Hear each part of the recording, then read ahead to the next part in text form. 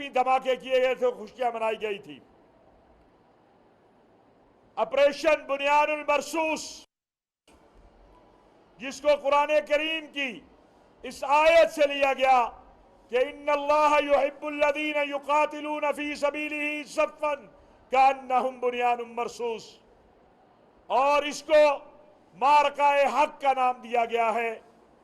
हम अल्लाह रब्बुल इज़्ज़त का शुक्रिया अदा करते हैं।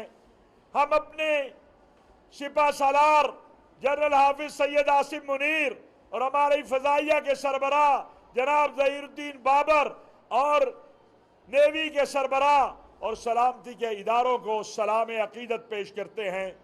पाकिस्तान के मदारिस व मसाजिद और तमाम मकातिब फ़िक्र के उलमा और मशाइख इस अजीम फतह पर जुमातुल मुबारक को परसों पूरे मुल्क के अंदर मारकाए हक ऑपरेशन बुनियानुल मरसूस की कामयाबी पर अल्लाह रब्बुल इज़्ज़त के दरबार में यौम तशक्कुर के तौर पर मनाएंगे।